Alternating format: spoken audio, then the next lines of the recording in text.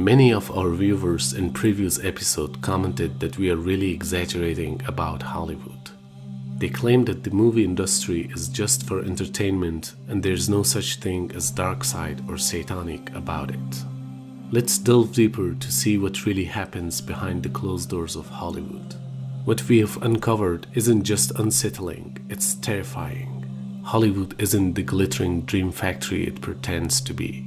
It's a carefully constructed facade hiding a web of secret societies, human exploitation, occult rituals, and a deep, dark agenda to control and manipulate society.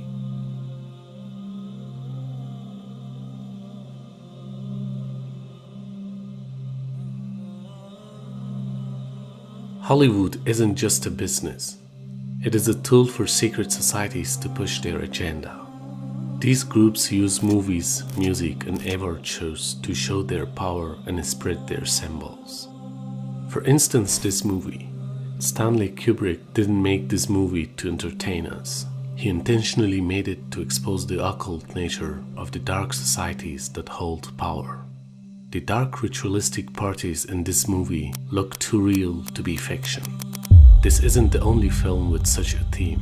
Many other movies with similar occult nature are made to consistently evoke the desired effect on the audience. But what could be the motive behind producing such movies? There are 5 main reasons they are doing this. First, to normalize and desensitize the public to their rituals and ideologies. Second, to attract like-minded individuals who may be susceptible to joining these secretive circles.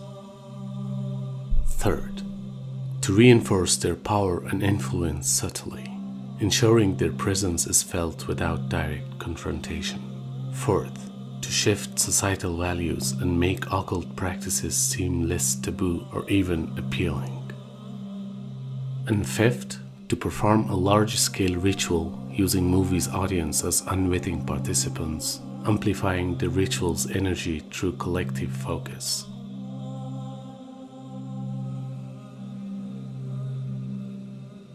Look closely at Hollywood's performances, and you'll see a pattern: fire, masks, triangles, and strange symbols.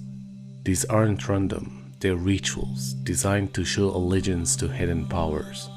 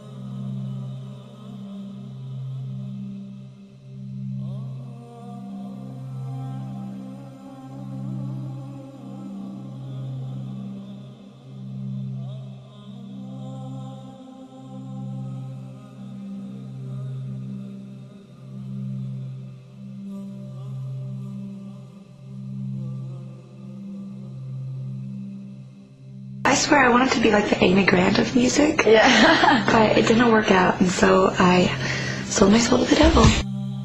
And, it's all about, being the bad guy. I'm the bad guy, so I'm dressed as the devil.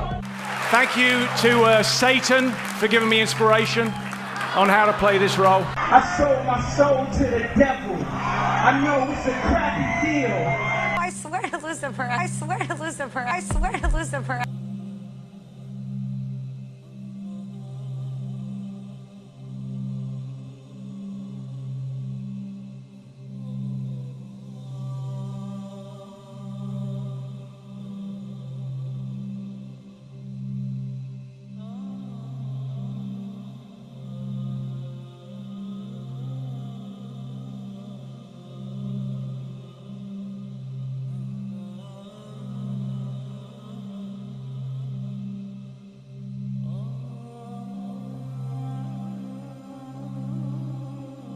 Hollywood isn't just entertainment, it's a public display of power, a way for these secret societies to show us they're in control while we're too blind to see it.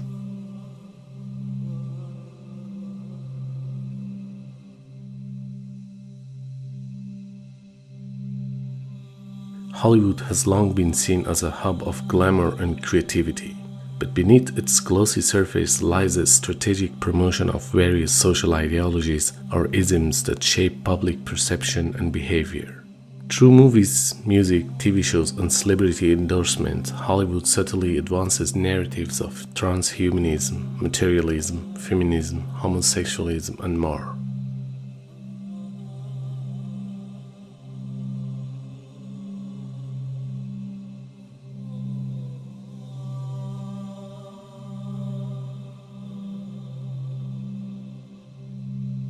Because a woman in power is a nasty woman. Nasty woman. I have a mixed race background, and I'm gay.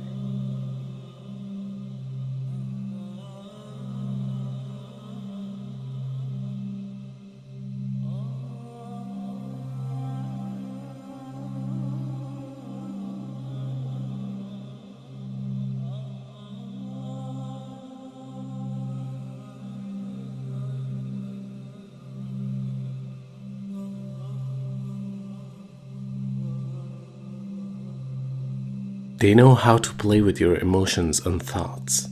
They are engineering every single scene that you see or word that you hear to change the way you think, or in other words, to wash your brain. And they are doing it gradually. Just think of decades ago. People weren't familiar with any of these concepts, but by the passage of time and gradually exposing of society to such concepts, they succeeded to normalize them within society.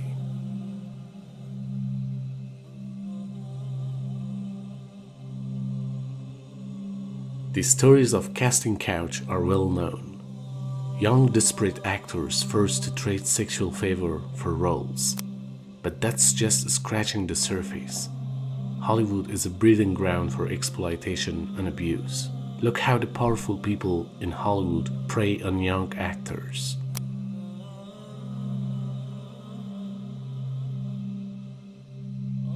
When I was a 16-year-old, fresh from boarding school, going out into, on the casting couch, I was definitely objectified to an extreme. I can tell you that the #1 problem in Hollywood was and is and always will be pedophilia. That's the biggest problem for children in this industry. The casting couch even applies to children. Oh yeah. Not in the same way. It's all done under the radar. Nobody talks about pedophilia. It's the big secret. And it's widespread? Oh yeah. I was surrounded by them when I was 14 years old.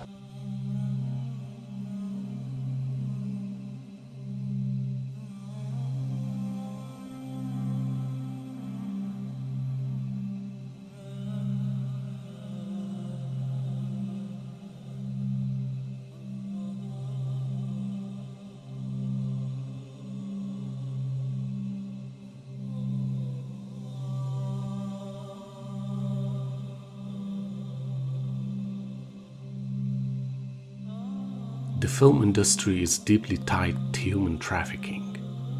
The glitz and glamours are used to cover up an underground network that exploits the most vulnerable. The Sound of Freedom wasn't just a movie, it was a threat to the system. They tried to bury it because it hits too close to home. Sound of Freedom, have you seen the movie yet? From the beginning, you're gonna feel the pain of the father taking his kids, a daughter and a son, who is approached by a recruiter saying, your kids can be models, they can be in movies. He says, tonight audition is at such and such time. Today the audition is, tomorrow's audition is such and such time.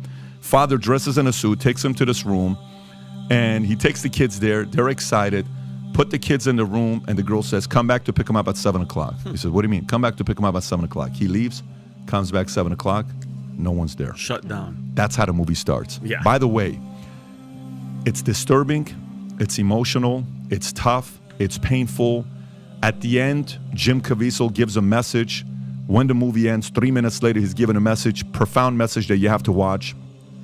The stats that they gave, that 20 plus million child pornography pictures were uploaded on the internet the last year, a 5,000% increase in the last 5 years.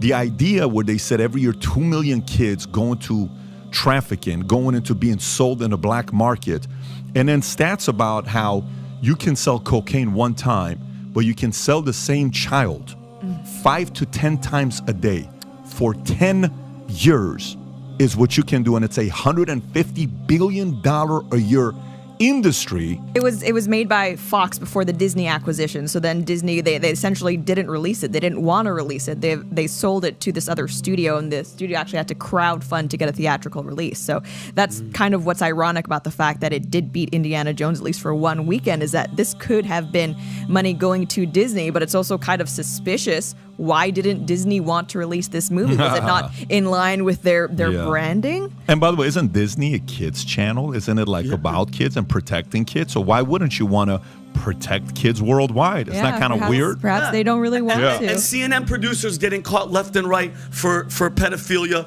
The numbers are staggering. It's in the news. It's not reported a lot. And just perverted people, Pat, To Catch a Predator. You guys know that show? Yes. That show can run every single day for forever because there's no shortage of pedophiles. They're talking all this stuff about conspiracy. Are you trying to act like Epstein didn't have an island and flew people? Yeah, that we know this for a fact that this happened? He was murdered. Don't believe the hype. He was suicided himself.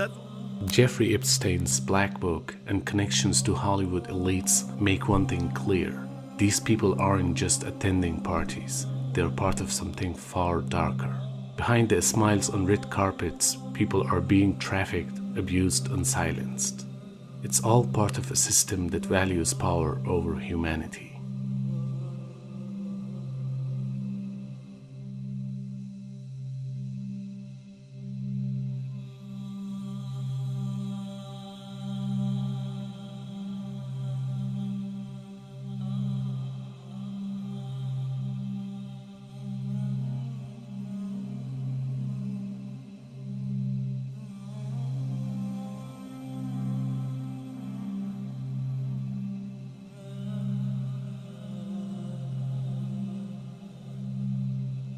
The CIA's MKUltra program didn't end, it evolved.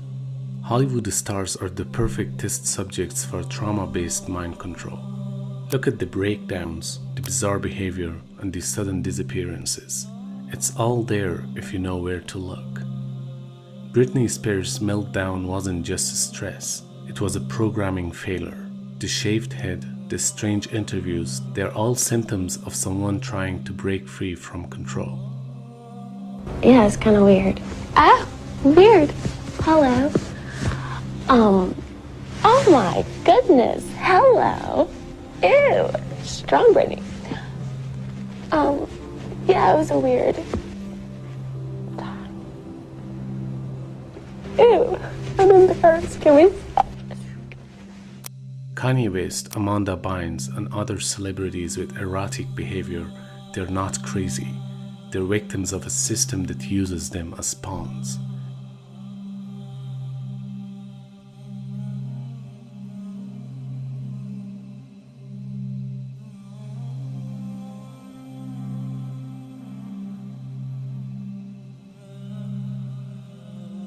Costume contest, we do it every year. It's always a lot of fun. Let's get started. Our first caress.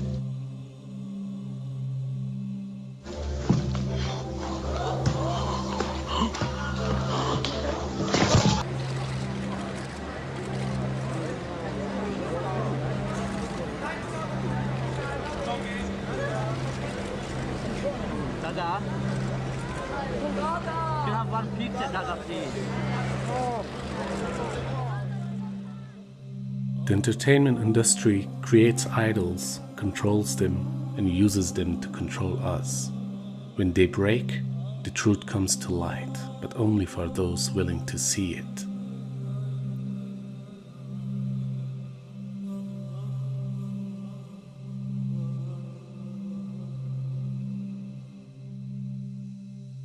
In Hollywood, the people at the top stay in control because they have leverage over everyone else.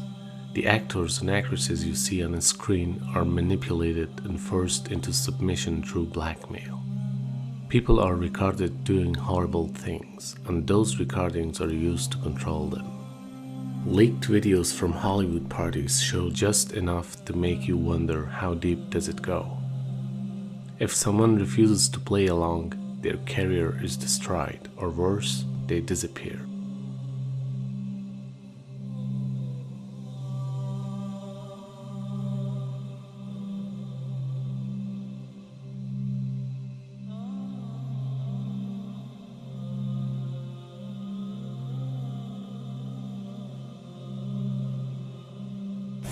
The transition from childhood innocence to adult rebellion in Hollywood actors isn't a coincidence.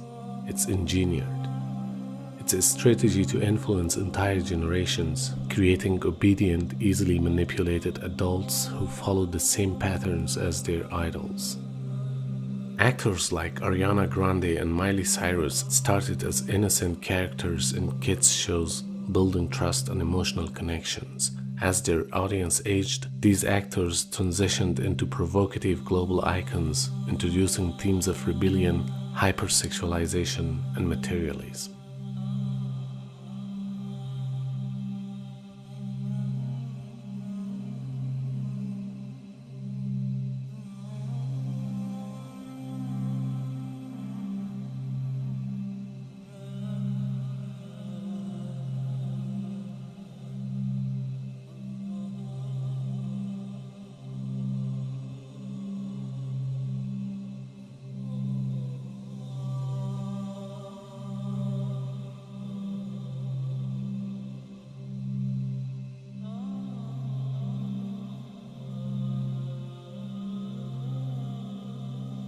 These industries are legalized despite their known harm to society.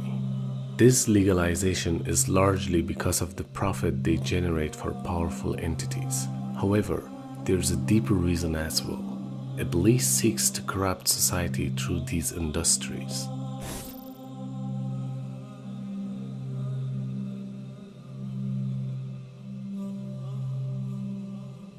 Sadly, some Muslims also support these satanic and corrupt industries by purchasing their products and consuming their content. This means they are investing their money and time into things that not only blind them to the truth, but also harm their lives and jeopardize their akhirah. On the other hand, there is Islamic media that aims to enlighten people and reveal the truth, yet they are often ignored. People are lost because they don't know where to find the real values for a peaceful and fulfilling life. They seek happiness in the darkness of these industries, even though the truth is right before their eyes. This confusion is fueled by media and advertisements that falsely portray happiness as being found in anything but Islam.